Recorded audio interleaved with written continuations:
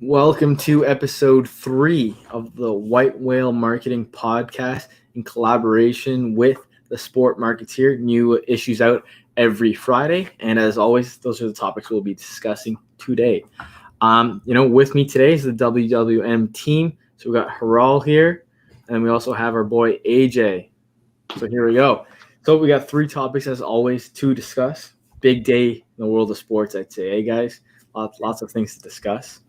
Let's just run through the topics quickly, and then we'll get into them. So the first one will be in regards to the Bills, right, and the whole saga and the rumors of them relocating.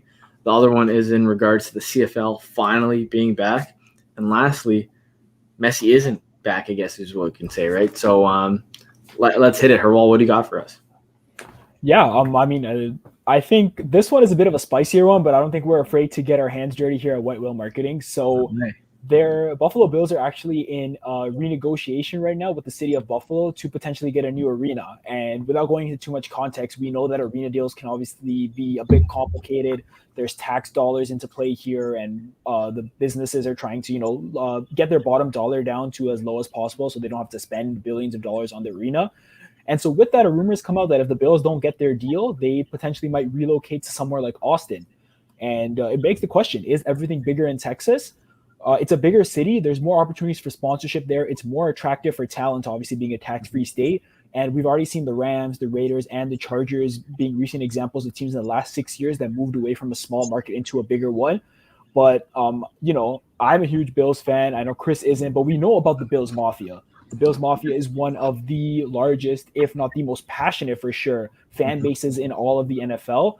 And so it begs the question, what does this mean for the future of small markets? And are the Bills doing the right thing by potentially threatening a relocation? So I'd love to hear what you guys think about that. Man, they're here. AJ, you go first, because as always, I got a ton to say.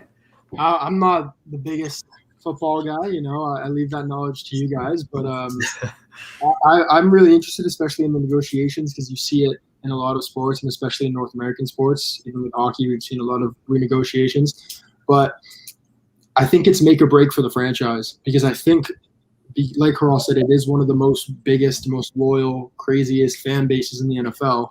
What happens if they relocate? Will you have something like, for example, when the Winnipeg Jets, when they relocated to Atlanta, will you lose an entire fan base in that area? Will Buffalo fans still be fans of the Bills, or whatever they rename it to if they do move to Texas? How does that affect geographical fan bases and even like viewership for the NFL? How will the NFL move forward, and how will these teams like the Bills, will they still be and still maintain this large franchise? That's the one. That's what comes to mind. Will it be make or will it be break for them? Rather, it'll be their rise and they'll be even better, even stronger, even more money, or they'll fall because they lose their fan base. And that's what I always ask myself. Yeah, no, I think that's a great point. And man, there's so many things to get into here, right? Where I don't know, that's kind of like I was talking to someone that, obviously we've touched on this a few times, but in the recent episodes of The Route, another WWM podcast, I was speaking to a director in the Bundesliga, and they're talking about that's kind of the main thing between North American and European sport, right?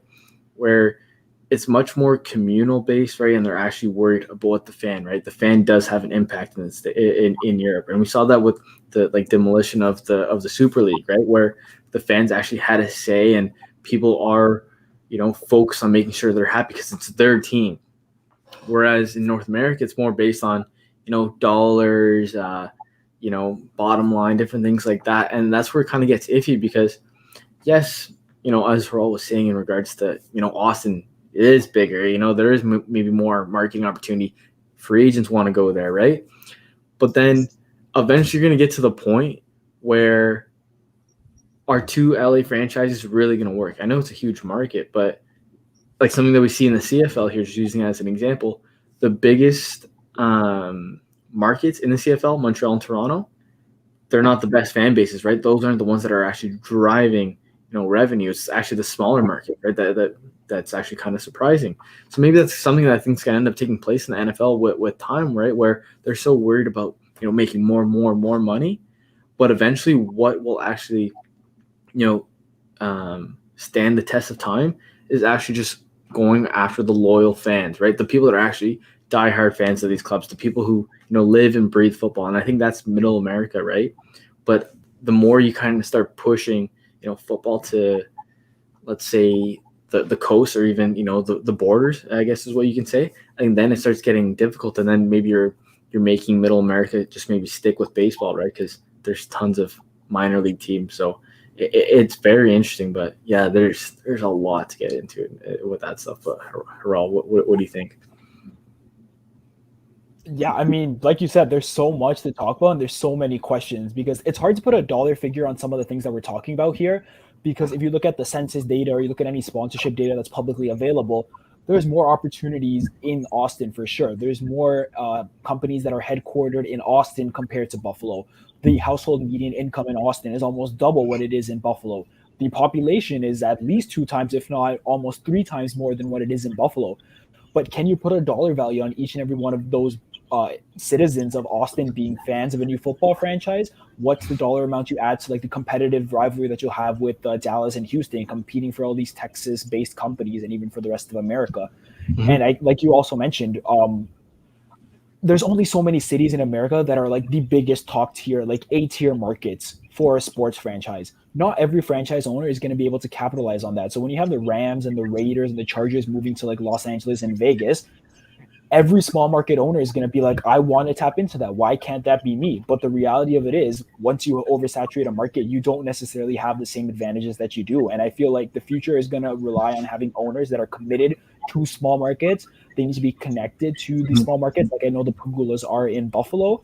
And I know money is king at the end of the day, and the bottom line is really important. But if you're looking for long-term longevity and a long-term, I guess, investment, investing and banking on the smaller markets, I think it doesn't seem like the way to go. But coming out of the pandemic in the next 5 to 10 years, I think these small markets are going to be huge for sports franchise owners and for leagues.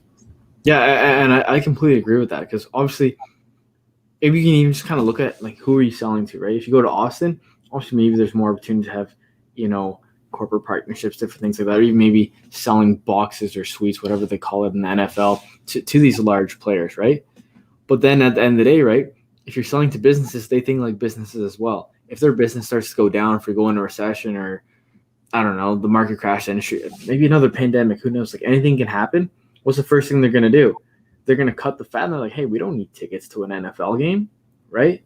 But then the people that are diehards are like, no, this is like part of my lifestyle. They will always be fans. But I think, like an example, and I don't know this for sure, I haven't looked at the stats, but I felt like I read an article a few years back in regards to the fans in St. Louis. They're almost resenting the Rams now, right? To an extent, or at least some of them are, where they're like, hey, like this isn't our team anymore, right? So I think with time, and especially with the people you want to be selling to, which is young people, what this next generation wants is experiences. And the real experiences are going to be with small markets like the Bills Mafia, right? Where people want to go experience it. Like I have friends who, like, I'm sure everyone does, at least especially in Canada, because we don't have our own NFL team, where all want to go to a Bills game. Like, what an experience. And that's what this next generation wants. They want experiences. And that's where everyone's going to start selling, right? So I think maybe right now it looks good, but I think long-term, just look at like European soccer. That's whatever like level you're looking at, or even just tiers or divisions, they have diehard fans because they've implemented themselves in that lifestyle. So I think it speaks for itself. Yeah, I mean, let's be real here. It was just a thought experiment for the most part. I don't think Roger Goodell or anyone at the NFL is going to let the Bills relocate. I don't think the Pagulas want to either. But it raises an interesting question going forward about why do some owners get why do some owners get to be the first ones to be like, I want to relocate, and leaves all the other small market owners in the dust. So I think it's a fun thought experiment. It's always just, look at these rumors and play around with them. I mean, that's what hype's all about, right? 100%. And it's a good discussion to have, and that's what's so exciting about the world of sports, right? But lots of football to talk about today, right? Whether it's American or even in Europe. So let's get on to the next topic. The CFL is back. It's the first time, since the 2019 season. So it's been a while, and lots has taken place since then, right? Obviously, the pandemic took place, but then, the league needing, assistance, right, in terms of financial. And then the XFL, what happened there, right? And then even just the rise of player branding. So much has changed in such a short period of time.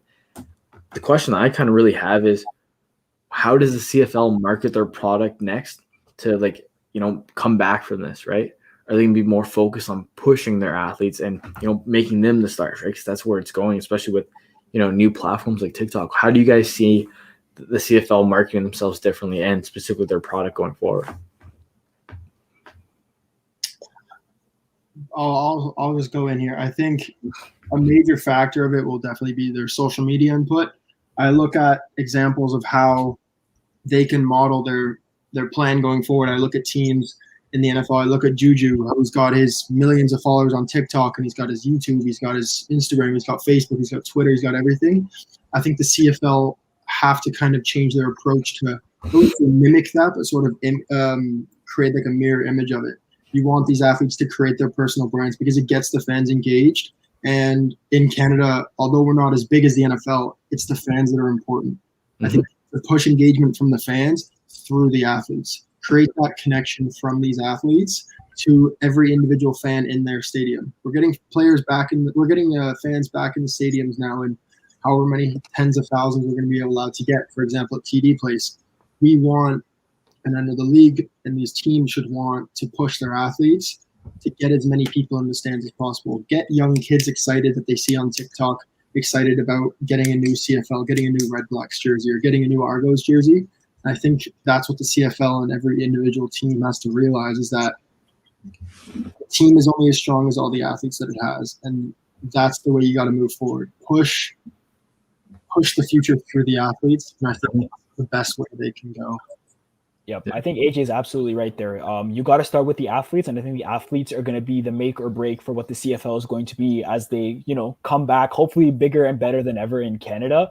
Mm-hmm. Speaking of athletes, big shout out to Tyler and Micah, who are good friends of the White Whale team. Obviously, they're going to get their season started. I think they deserve a shout out here, so shout out to both of them. And hopefully, Tyler tonight, I believe 8:30 Eastern, if I'm not mistaken. So 3 hours from the time of this recording. Let's get it. You know what? Exciting times for us at the White Whale Pod, but exciting times for our athletes on the White Whale side of things too. Yeah. Kind of building off of what AJ was saying, I think another important thing about the sport of football, which is exciting, is that I think it tunes itself for social media better than almost any other sport. And I say that because of the way the game is constructed. Maybe I'm being way too, I guess big brain about this, but because football is it's a play-based sport, things happen in short, 15-second outbursts. It's not really like a long game where events happen across a 5-minute span. You always have pauses in the middle. Those highlights are probably the things that go best on social media, where you have reels and TikToks that only last a certain amount of time. So whether it's a strong hit, a nice run up the middle, a great catch, or an interception, these highlights are dynamic. They're interesting. They're fast. They're hard hitting. And because football is an event-based sport, you can easily clip and make highlights out of each and every individual play that happens. Yeah. And I think as a result, for fans, it's much more easier to follow along because you're not obviously going to be having your eyes glued to the screen or your eyes glued to the field 24/7, or at least for the entire time the game's on. But when that whistle blows and the player lines up, that's when you're about to pay attention and something's exciting about to happen. So I think it tunes itself very well for social media. Hopefully the CFL can take advantage of that. Yeah, no, that's a great point that you're mentioning, especially with new platforms that have come around since they last had the season, right? The hit the mainstream, especially TikTok and the the introduction of Reels, where you're absolutely right, where football's such split seconds of plays, where those plays that can cut, put it on social and have the game almost shown and have their story told of that specific game shown in various Reels, right? Where you don't need to sit down and potentially watch 3 hours, but you can actually sell it to someone who won't now sit down and watch it for 3 hours, but eventually will, right? So, that's definitely interesting. And even in regards to these new platforms, obviously you have the highlights that you're touching on, which I completely agree. That's pushing the athlete. But then even I find, at least in Canada, I find it's the sport that has the most personality, I'd say, right? With the celebrations, because hockey is a little more, relaxed, and maybe soccer isn't on that stage yet. So the celebrations alone, right? That could be a cool trend, right? Where maybe they take the trends that are going viral on TikTok and they're doing the dances in the end zone or on interception, or to be honest, even different things, even just showcasing the experience, right? That's what we're talking about, who you're selling to, the future generation. They want to experience. And as we were saying, they're the craziest football fans too. They're sporting fans where, in Saskatchewan, they're putting watermelons on their heads. In Ottawa, everyone's looking like a lumberjack and drinking beers out of boots. Right. So there's almost so many different stories being told in that one game that go beyond the field, whether it's the athlete or even just the fans in the stands. I think it's very exciting what they can do with it going forward. So there's some cool stuff for sure.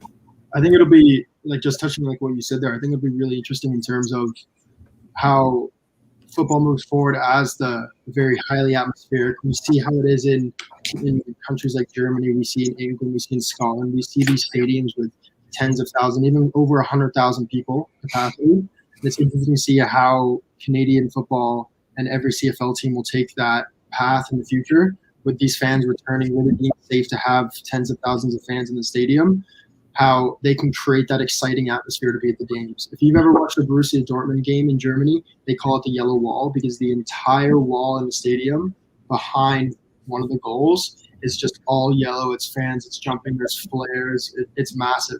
And if they can bring that to the CFL, where compared to hockey, which is our national sport, you see, I mean, the largest stadium, which I just found, is obviously the Bell Center, where their max capacity is only 22,000. Yeah. At the Olympic Stadium in Quebec, or you look at the Commonwealth Stadium in Edmonton, they're at 56, even up to 65,000. Yeah. The possibilities there for the in-person entertainment and atmosphere that they can generate, I think, brings a lot more excitement for the future, especially in a post-pandemic world where people want these exciting, entertaining experiences instead of just watching it on TV, right? And I think that's a major part. We've all been stuck on our phones and stuck on our computers for 2 years now, basically. Yeah. That excitement, and I think that's something that the CFL can deliver. The CFL can deliver compared to other sports moving forward, and I think it's really exciting. No, I absolutely agree, and I know I'm excited to just get back. Both you and I are here in Ottawa, so I can't wait to get back in the game and be out in the open and wearing some plaid and Oh, maybe not like when I went to the game against Hamilton and it was like -20 outside. Oh man, yeah. But hey, that's part of the experience, right? And like that's the Canadiana feel, right? Where, and this is like maybe the last thing we'll touch on before we get into the big topic at the end here with Messi. But that's the thing. I think that the CFL in the past, when they did that large expansion, kind of going US, where it's almost trying to compete with the NFL. Mm-hmm. I think it's like a niche, right, where you're pushing Canadiana, right? Because it's you pride yourself being able to go into games in the cold, or guys playing in the snow, or playoffs going into November, right? Where I used to work there when I was a teenager, and as cold as it was, like you're always going to remember that. And people had an amazing time where it's part of the experience. You're going to freeze, right? And that's almost the fun part about it. It's like the NHL Classic game and the Outdoor Classic game.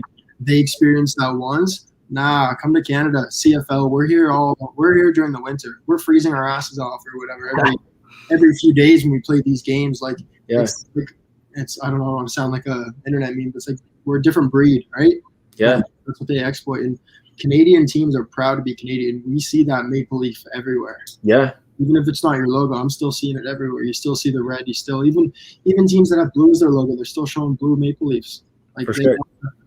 No, I 100% agree, and I think that's kind of maybe the thing going forward, where especially with people wanting to support local and all that different stuff, pushing that angle. And honestly, I think they were doing it beforehand, but pushing even more, maybe even telling these Canadian football player stories a bit more as well. I think this is only going to push the agenda even better. Yeah. But hey, AJ, you know what time it is? It's the big topic here, right? Oh my God, Messi. Let's get into it. What's going on with Messi? The GOAT. As most of you guys, people listening, everyone in the world knows Lionel Messi. There's a Manchester thing behind you. What happened to Ronaldo? Behind me, so I'm kind of biased because the Ronaldo-Messi debate. I got to go with my guy. But, I mean, he's been there since 2005. And he's been there probably he's their longest standing player, I think, in history. Most decorated player in history, most goals in history, most league wins, most El Clasico wins. He's the GOAT, right? But all of a sudden, with COVID and everything that's happened with his negotiations and the board and kind of expiring to the new team, they announced today that he's not coming back. And it shocked the world because it was only a few weeks ago when they said Messi's staying and Messi's agreed to deal, although he was taking half the cut. He was taking a 50% pay cut, right? Yeah. And even other La Liga teams were offering money to pay Messi salaries, which is what I find the most interesting. What do you think about that? It was announced that every other team in La Liga, just to keep Messi at Barcelona, although they'd be losing the games because they're playing against him, they offered to pay part of his weekly salary so that he could stay at the club. And keep excitement in the Spanish league. Yeah, no, it's just a weird time, and maybe so not to divert from the question. I will answer this, but I was looking at this like short doc on this, right? Where I'm not trying to blame this on American influence, but with American money coming, or North American money, let's say, coming to European soccer, they're kind of maybe trying to do the same type of switch that we are talking about earlier in regards to the issues in North American sport, or maybe it's more bottom line driven, where that's how the transfer fees gotten so high, right? Where it's like, hey, like screw it, like this guy on the field, he might not be worth 134 mil, but what does get it is that media presence, right? Where they're viewing it much more as a business rather than just what they do on the field, which makes sense as well. But it gets to the point where, hey, if they can't pay those wages and their sponsorships or even ticketing, all that stuff isn't available, especially with the pandemic, everyone's like, oh shit, like what are we going to do, right? And I think that's why it makes sense, because these other teams, right, it doesn't make, when you think about it at first glance, you're like, why would their competitor help them? Yeah. But then it's actually helping themselves, right? Because they need Barcelona to be good, to be that top dog, because then more money comes into the league, and then that trickles down as well. Yeah. Youth teams, all that different stuff. Where sorry to interrupt there, but even go ahead. For every other team in the league, like let's say, like theoretically, I'm in Spain, I'm in Seville, right? So I'm in Sevilla for a game, or I'm there just on holiday or whatever after COVID, and there's a game on. I'm more likely to go if I'm to see Messi play. 100%. Just the current Barcelona team. I'm not going to be a Man U fan, but the current Barcelona team, the chances of me going without Messi are a lot lower than there are with Messi. And for the majority of every fan in Spain, it is a dream of most Spanish fans to go. I want to go watch a game where Messi is playing. It's the same when Ronaldo is there. That's why El Clasico is so big. But then Messi, they want to keep Messi there because it keeps fans in the stadiums. It keeps people watching the games, and that keeps money, which they'd rather take that loss and help keep them in the league than they're going to earn that back periodically by having them at all these games, right? 100%. And like it's I'll touch on the first thing you just said. I did the same thing personally. So right before COVID, I went on a trip to Australia to go see some friends, and on the way back, I'm like, hey, you know what? Ronaldo's going to be playing, Roma. I'm going to stop. I made a stop specifically just to see Ronaldo play. Obviously, if I was in town, I'd maybe go watch a game, because obviously I'm into sports and clearly just look at the business that we're in. Yeah. But I specifically diverted my flight to land in Rome. I spent a day there. That's tourism, that's hotel, that's going to museums, all the different stuff, just to see Ronaldo, right? So they do pull people in, like you're saying. But even kind of beyond them, let's say we talk about the club a bit more. There's so much marketing and sponsorship dollars tied to that player, and specifically in Barcelona, they kind of put all their eggs in one basket. Like, hey, we have Messi. Come Messi. Like, hey, you want to sponsor us? Okay, cool. We'll put a sign outside the stadium, and it'll be Messi, right? And then everyone's like, yep. Here's our money. Here's a long-term deal. And then what was it, a year, or I think it was last summer, right? When he kind of announced, hey, like, I'm not happy or whatever. Yeah, it was last summer. That then caused issues with sponsors. Were like, hey, we're not re-upping, because a lot of the deals were kind of we don't want similar to his contract. And then I was like, oh, whoa. Like, we want to sponsor, like, Messi, not Barcelona. We basically want to sponsor Messi. Like, we want that Rakuten logo on Messi. That's where it provides so much value. And that's kind of the issue, and that's kind of the importance, especially with what we're doing here, like White Whale Marketing, in regards to even like athlete marketing. That's where you got to build the brand of these athletes. Yeah, maybe it's not in your business where you're, giving these players extra money because you're already paying them salary, but they are the face of your franchises or clubs. So by increasing their standing, fans, sponsors, whatever, will drive to your club because they want to, see these different talents or see these different individuals rather than always that one. Because if that one leaves, you're screwed. Essentially, that's what's happening with Barcelona now with Super League sponsors, etc. Right? Well, so you can just see the impact. I think there was a lawsuit. I think it was a class action lawsuit against Real Madrid or Juventus. I can't remember which team, a few years ago when they did a tour of Asia and Ronaldo didn't play in the game. Yeah. Sued the team because they said we were only there to watch Ronaldo. And that just shows they bring so much additional value. And I'll kind of just transitioning a little bit forward, but I found some stats from an article, and it said on the back of nearly 50% of all Barcelona shirts in the past 15 years, it's been Messi on the back. Yeah. According to the same article, it's been 10 million shirts since his career began in 2004, 2005. 10 million. Yeah. Let's say we average, in Canadian currency at least, a shirt, even with or without the name on the back, is around $100. How the prices were back in 2004, and now like with the name on the back, it's like $150 or whatever. Around $100, you're looking at $1 billion. Wild. Like the amount of shirt sales that they're going to lose, the fact that he's going, it's interesting. I know most people don't even think of stuff like this. They just think about like the game, and they think about, what's going to happen to the team. We see this in a different eye, right? They're going to lose out on all those sales, but what team is he going to go to next? They're going to be practically getting, right, $100 a shirt. They're going to sell a few million shirts right away. Oh, easily. They'll like, I think Ronaldo, I think we were talking about this in a meeting the other day, right? Like Ronaldo, when he went to Juventus, that transfer fee, I think, got paid off in 3 days. Just right? Yeah. So how fast is it going to happen? And like, it's the marketing side. And look, I just think of the potential that they can have. Imagine like being in charge of making that post saying, yeah, we've signed Messi. We have Messi in our team now. And then all the potential and the opportunities you have moving forward, like it's just ridiculous, right? Just think of like, let's say, okay, let's use the NHL draft. Obviously, we're Canadians, so maybe we're a little biased because that's what we see all the time.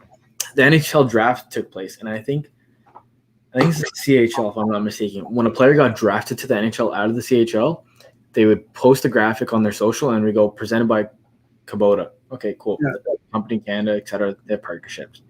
Imagine a club. Let's say it's an EPL club or PSG, right?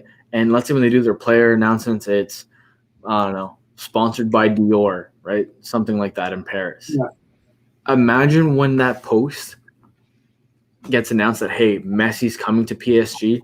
Here's our social graphic presented by Dior. The amount of value I think they'll get alone on that one post will probably almost cover, that first initial post will probably cover that whole deal they'll get. We're even looking at their rise in social value too, right?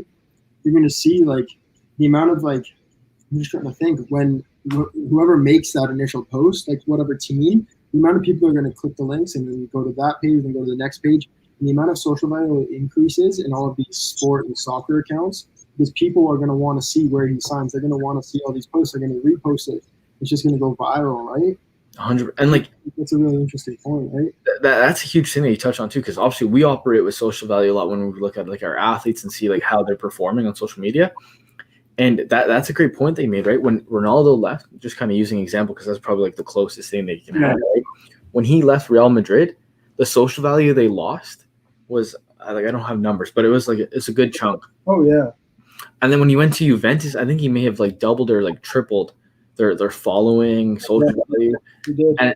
And that alone will like, even though Real Madrid lost a lot of like followers, the amount that increased because of Ronaldo going there, that's something that they get to take going forward, right? So that's why these transfer deals are getting so ridiculous when it comes to like these icons, you can say, right? And I don't know, maybe even coming back to a little full circle before we really dive into, maybe there's like one more question we can talk about in regards to the next club.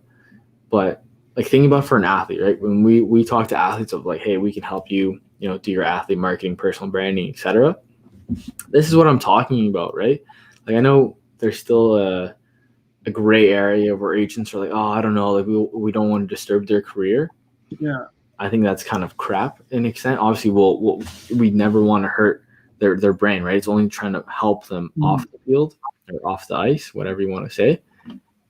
But look at the impact it can have, right? Yeah. A club, a league will be willing to do anything possible to get you to stay, right? Where that goes to show you the power of athlete marketing, right? Where clubs, your competitors, are wanting you to stay. Right? So if that doesn't maybe show you, and obviously these are high guys, but that goes to different levels, right? Where if you're able to put butts in seats, and I've had a meeting with someone, when was this? I think this was a year ago, and just coming back to the CFL, they told me if there's a CFL player who, let's say, goes to a new team and he dives himself into the market, does a lot of community stuff, he has a lot of like partnerships, lots of connections, that will extend that player's career probably 2 or 3 years. Oh yeah. Just because of that, because that's how much value in a smaller league, the fandom is, more team based and not player. If you can get one player that can actually start, investing themselves in the community, that alone is huge to clubs where they're like, hell yeah, like we want this guy in. Businesses and sports are like they're looking for these long-term investments, and athletes nowadays are long-term investments. You can see it in every sport, in every league, in every team that ever existed. I think obviously we're both biased. We're in Ottawa. I think of nothing against him. He's one of my favorite players, but Chris Neal, he extended his career a few years past his second date because of his community work. Chris Phillips, for example, right? These guys were very important in the Ottawa Senators Foundation. Yeah. Had investments in the community, they had sponsors in the community, even like youth hockey, for example. And they stayed around, although a lot of them were injured towards the end. They still stayed around because they still provided that value, a long-term investment for the team. And I think that's what's happened with Messi in this case. Is they have invested. He's invested at what 15 years at the club. And now they're seeing, oh God, this long-term investment that we have is now gone. Mm-hmm. And but like just kind of building on that, right? And kind of using that example, like the home example, you're talking about the Ottawa Senators and Chris Phillips, right? Longtime senator.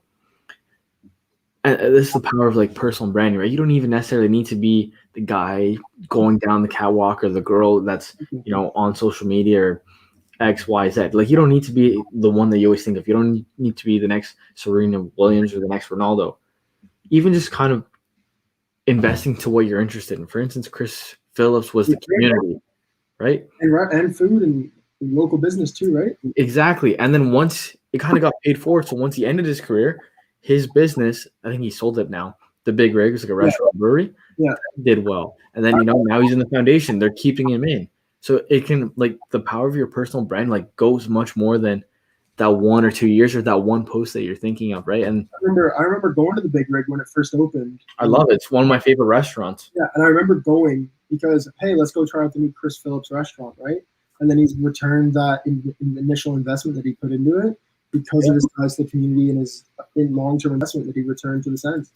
Like, and that's the whole thing too, right? Where also kind of got a little off topic in regards to Messi, but like that's the power of it. Where sometimes when I have meetings with people, and they're like, "Oh yeah, like we're interested in that," but then I think it's a no-brainer, right? And I'm glad we're in this space now because I think it's only gonna, skyrocket in the future. And I think we're doing some awesome work too. So that's great stuff. But just going back to Messi, like whoever is going to get Messi, who do you think is going to get him? Before we kind of dive into it a bit more, just a few more minutes. From my point of view, it's not easy to say. There's so many different alternatives.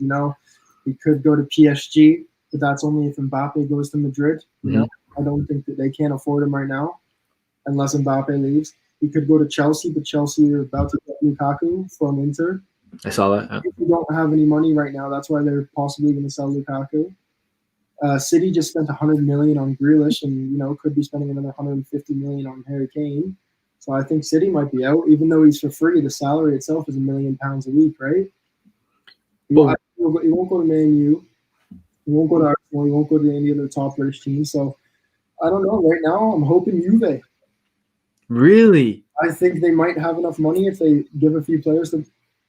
They sell a few players, and then, I think realistically what's going to happen is I think Mbappe is going to go to Madrid. I think Messi will end up going to PSG. He'll play with Di Maria and he gets to play with Neymar again. That's what's most likely, I think.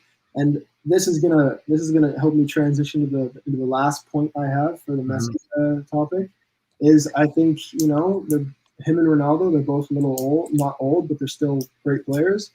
I think what they'll do is they'll spend the next 1 or 2 years at their current clubs, or a new club for Ronaldo, and then I think they'll end up going to the MLS. I can see them going to a team like Inter Miami, owned by David Beckham, high salary caps. They're going to go to one of the newer leagues and sell some shirts, live in the sunny weather, and I think that's what's going to happen. I think I can see Messi going to MLS, and obviously that's a whole other podcast. Once he signs, we can discuss because maybe there'll be a clause in that. But I don't think Ronaldo, I think maybe at the beginning he kind of said, but I think he's so global, and I think he has a bigger impact in North America than maybe Messi does, I'd say. Just on the non-fan. Yeah. But I think he's also said as well, he's finishing his career in Portugal. So that's what I was hoping. But the only thing that I wanted to consider is because he said he wants to play with Messi. I think what he'll end up doing is he'll go to the MLS. I'd love to see him go to the MLS and play into Miami. Like Beckham owns the team, Yeah. Him play with Messi. Every football fan in the world wants to see Messi play with Ronaldo. And then I think after that, I think Messi will return back to his boyhood club, New Old Boys in Rosario, Argentina, for like 6 months, and then start coaching. And I think Ronaldo will go back to Sporting Lisbon and end his career there when he's like 45 or something. Whenever he gets like this guy. So, It's crazy, like the world of sports, right, and how it goes. But yeah, that's episode 3 of the WWM pod. As always, the topics we discussed are featured in the weekly issue of the Sport Marketeer, which goes out on Fridays. So if you want to subscribe, you can go to thesportmarketeer.substack.com. You can see in the description where to go. There's a link there, and you can subscribe to the newsletter and kind of read these topics in more depth if you like over there. But yeah, sports marketing topics every week. This is us, Chris, AJ. We're all had to go, but that's the WWM team, and this is the WWM pod in collaboration with Sport Marketeer. So thanks for watching, guys.